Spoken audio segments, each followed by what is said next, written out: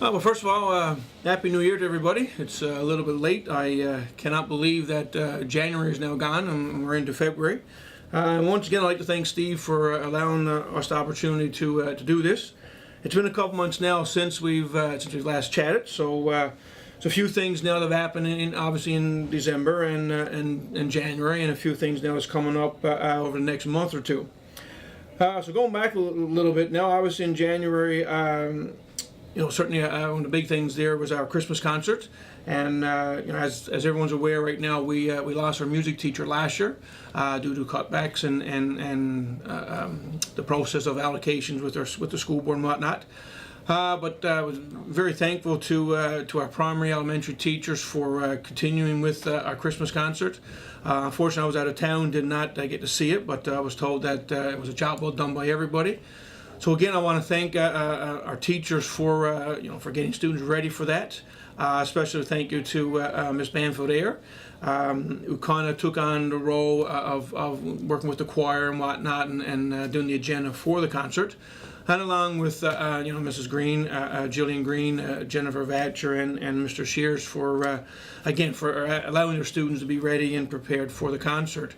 And I also want to throw out there a big thank you to Jenna Green, grade 9 student, and Jessica Warner, grade 10 student, who are also helping out with our choir as well. And like I said, I was told that it was a job well done. And with respect to our choir, they have I think it's the Kiwanis Music Festival. It's coming up sometime in March, and Mrs. Banfield-Ayer and I believe Jenna and Jessica will be traveling with the choir to Steamville for that festival. So there's a lot. We have a lot of talent in our school and in our community. Like I said, losing a music teacher is not something that we wanted, but it was, I guess, the best we could say of a worst case scenario. But it's nice to see that people are still taking on the role of allowing the music program to continue as best as possible. Also, we before Christmas we had our annual awards night. This year, $6,700 was presented to our 712 students from last year. And I certainly want to congratulate all of them once again. Our students are doing a phenomenal job. Some very good marks. Not everybody can win, but a lot of different people do. I guess be winners in regards of some of the scholarships that are presented there. And if you were close, I guess, and kind of feel somewhat disappointed, maybe it's just a little bit of a kick in the pants, I guess, to see what you can do for next year, or this year for next year. So certainly encourage students to work to the best of their ability, and next year could be their year. This year, in the past number of years, we've got a lot of scholarships in memory of former students, former teachers, and in some cases parents and whatnot. This year, it was the first year, obviously, for the Nicole Skinner Memorial Scholarship, and I once again want to thank Brad and Jackie and the Dolman and the Skinner family for having that scholarship in Nicole's name, Nicole's honor, and certainly well deserved. And words cannot explain how difficult it must be. Shelby Mercer was the winner of that scholarship, and congratulate Shelby. And again, as I said, a big thank you to the families for donating that money there. We have 2 new students to our school since Christmas. In grade 1, we have Natalie Patey and her brother Connor Patey in grade 2. So I want to officially now, I guess, welcome them to our school, and certainly wish them all the best for the remainder of this year and in the future. At this time right now, we have students who are actually writing midterm exams due to school being closed Tuesday past. The exam schedule did get moved ahead by a day, so exams will finish Monday at lunchtime. Biology is the last exam. Where it's been moved ahead, regular classes for 10, 11, and 12 will go ahead Monday afternoon, so all students are expected to be back to school after lunch. If there was not a weather day and Friday was the last day of exams, yes, that afternoon, the students would have been would not have had classes, we'll say, but because it's been moved ahead and the loss of that day, there is no reason why students can't be back Monday afternoon for regular classes. And we certainly hope that our students have done very well on their exams. Right now in Power School, to access their grades and whatnot, that will be closed down for, I'm going to say, about a week or so. Once to give teachers an opportunity to get everything corrected. So I'll just tell students right now to relax for the next few days. We will make an announcement in school when Power School is up and running for them to check their grades. And on that note, we have 7 to 12 report cards going out on the 15th. That was originally was going to be the 9th, but CDLI will not have their marks and whatnot ready until the 13th. So the Thursday on the 15th, students just before school ends at the end of that day, in 7 to 12 only, will get their next report card. And on that note, open house will go ahead on Tuesday and Wednesday, the 20th and 21st of February. So report cards going on Thursday, open house on Tuesday and Wednesday. The reason for Friday and Monday is the fact there's no school those days. It's an holiday, so what's that, the 16th and the 19th, there will be no school for all students. For K to 6, their report cards will go out in March. The schedule right now is March the 23rd, and that's on a Friday, and then that Monday and Tuesday the 26th, 27th will be open house for K to 6 parents. Just a reminder again that the first reporting period was early December, was for everybody, the same day, but K to 6 only have 3 report cards for the entire year, whereas 7 to 12 have 4 report cards. So that's why now the 7 to 12 will have a report card now real soon, whereas another month, a month and a half before the K to 6s get their next report card. In April, and I forget the date right now, but it'll be after Easter, I believe. Yeah, no doubt it'll be after Easter. That next report card, the third one for 7 to 12, and then everybody gets obviously the report card at the end of the year. We still have 2 more closeouts remaining for this year. One is scheduled for Friday, April the 13th. That's a long ways away. Obviously, weather is or can be an issue there with the weather we've been having. We don't know what's going to happen, but if you're making plans for that Friday, I just ask you to be very careful because obviously we have people coming out for that closeout to work with our teachers, and if that Wednesday or whatnot looks like that it's going to be bad on Friday, we may have very well to cancel that and push it at another day or so. So right now it is scheduled for the 13th of April.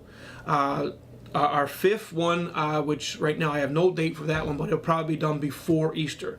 So we're looking at probably sometime in March, early to mid-March, that the other closeout will be scheduled. And once it is, I will certainly let you guys know. Also February is Violence Prevention Month, and also February 28th, that Wednesday, it's our Stand Up to Bullying Day. Activities have been planned. Mrs. Penny and Valine Roach have been planning activities for that day, along with the HELP committee. And it's from my understanding right now, it's a full day. We will also have some guest speakers coming in. Right now I haven't seen the final agenda for that day, but no doubt it's going to be a fun day and hopefully a day that students learn about bullying and what to do, what not to do. And I want to throw a big thank you out to our HELP committee. Somewhere in the neighborhood of $1,200 they have provided for new t-shirts for all of our students, as well as all staff, and I think as well as the family resource. I'm not too sure, maybe preschool, but I mean the t-shirts we've had for a while, so we thought it'd be a good idea to get some new t-shirts. Seemed like some students didn't want them; they want to wear their old ones, but we didn't want anybody to be left out. So I mean, it's brand new t-shirts that will be here very shortly. And like I said again, a big thank you to the HELP committee. Also with that, one of our guest speakers, if everything goes as planned, weather and everything else, and again, it always seems to be rely on weather, obviously, for people traveling. But the guy that's coming down is going to present here, and he's also going to go to Ramya, and the HELP committee is also providing $1,500 for that. So you're looking at about $2,700, maybe a little more, that the HELP committee have donated there. So again, we cannot thank them enough for their donations there. Going a little bit ahead here now, our grade 12 graduation is May the 11th. I think they've sent out their invitations. So, I mean, if you got an invitation, you can certainly call Don and let her know if you will be attending or not, and Don will certainly be recording that. Again, just a reminder, as I said earlier, that we were closed Tuesday past. It was just a weird day with weather and whatnot. But you know, the process right now for closing school is that we will be using our phone trees. That seems to have been working. If for some reason it's not, and if a parent is not getting a call, you need to let us know as soon as possible so we can find out where kind of that cutoff point was to, and also that you know, if there's something we need to improve on there. The other things too is that when parents are calling another parent or a student is calling another student, if there's nobody home, they should be skipping that student and go to the next person on the list. So just kind of keep that in mind in case someone's out of town or whatnot. You know, and again, it's very tough to make those decisions sometimes for closing school. I mean, in the morning didn't seem to be that bad at around 7:30, but you know, getting students home at 12 o'clock, it would have been not very nice. And you know, that's the fear there of not only going to school but getting them back. And it seemed like that the weather kind of fell right into place for what was called for. So you know, it was obviously a snow day, and I say most of our students have probably enjoyed that, except those doing midterms. As I said earlier, their exams are put ahead a little bit. The other thing with the school closure, and you know, in some of the bigger centers, it probably works a little better here because some of the bigger centers, they make a decision at 6 o'clock. And that's just due to the extensive travel for bus. I mean, some of our students in this province are traveling 45 minutes to an hour on bus, so the call got to be made real early. We can get away with 7:30, maybe even get into 7:45. I don't like going beyond 7:30, but there are times when we've gotten into probably even 8 o'clock, we made a call. But if you go to the NLESD website, that's our school board website, you'll see a thing called school status there. It's right on the main page when you go into that website, and that'll list out all the schools that are closed. And I mean, once we decide to close school, that is done immediately. And you know, like I said, parents, students can actually go in and check on that.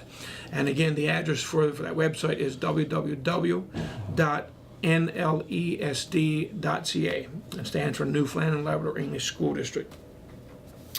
We also have, well, this is not new, but our Kinderstart program been on the go for a few years.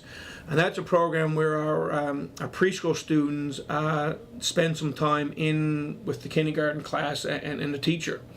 There's been some changes on that since last year, because in the past what we have done is we've had the preschool students come up and they've been in class with the kindergarten class. It was a K-1 class. They were all together.